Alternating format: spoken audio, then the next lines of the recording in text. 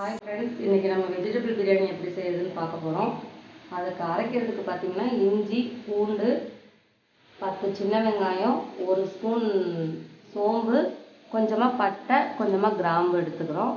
இதெல்லாம் நம்ம மிக்சியில் நல்லா அரைச்சிக்கலாம்.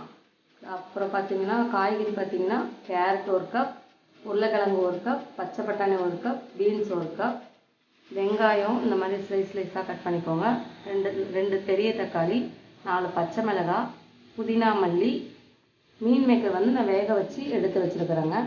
இப்போ எப்படி செய்யலாம்னு பார்க்கலாம். இப்போ இந்த எடுத்து வச்சுக்கிறதெல்லாம் நம்ம மிக்சியில் போட்டு அரைச்சிக்கலாங்க.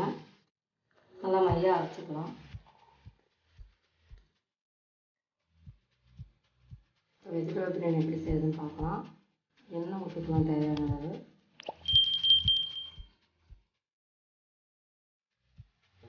இப்போ எண்ணெய் சூடாகிடுச்சுங்க. எண்ணெயில் போடுறதுக்கு 2-3 பிரியாணி இலை, 4 ஏலக்காய், 1 பட்டை, 1 ஸ்டார் பூ, கொஞ்சமாக சோம்பு, ரோஜா இதழ், அன்னாசி பூ, இதெல்லாம் நம்ம தாளிச்சிக்கலாம்.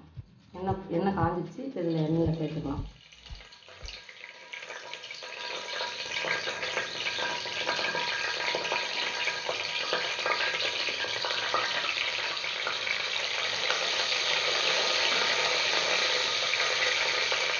இப்போ இது நல்லா பொரிஞ்சிச்சுங்க. இப்போ பெரிய வெங்காயம் ஸ்லைஸாக கட் பண்ணி வச்சுருக்கோம், அதை போடுறோம். வெங்காயம் ஓரளவுக்கு கண்ணாடி பதத்தில் வதங்கினதுக்கப்புறம் இஞ்சி பூண்டு போட்டுக்கலாம். பச்சை மிளகாவும் கூடவே போட்டுக்கலாம். இப்போ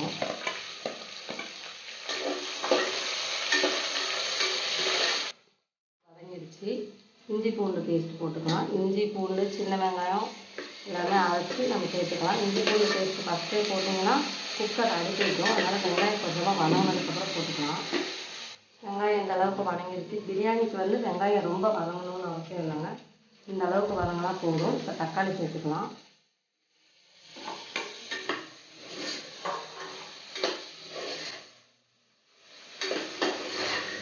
தக்காளி ஓரளவுக்கு வதங்கினதுக்கப்புறம் நம்ம கட் பண்ணி வச்சுக்கிற காய்கறிகள்லாம் சேர்த்துக்கலாம். தக்காளி இருந்தால் எண்ணெய் பிரிஞ்சு வர்ற அளவுக்கு வதங்கிடுச்சுங்க. இப்போ நம்ம கட் பண்ணி வச்சுக்கிற காய்கறிகள் ஒன்றுனா சேர்த்துக்கலாம். கேரட், உருளைக்கிழங்கு, பச்சை பட்டாணி, பீன்ஸ் நல்லா கலந்து விட்டுக்கலாம்.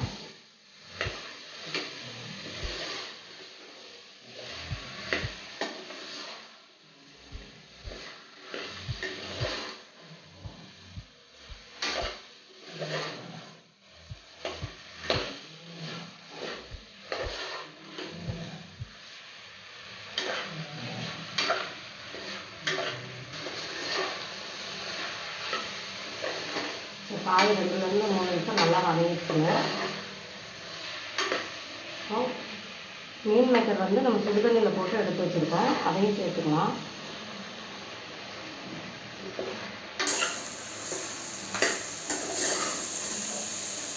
இதுக்கு 2 பங்கு தண்ணி சேர்த்துக்கணுங்க.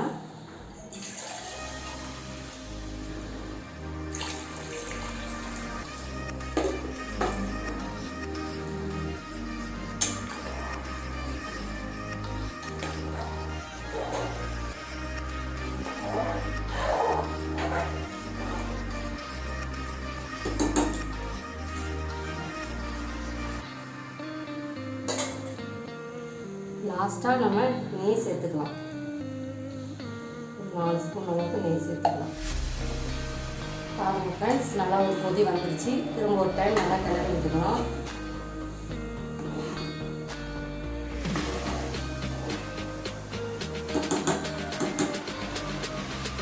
கிளறி விட்டு க்ளோஸ் பண்ணி 1-2 விசில் விட்டுக்கலாம்.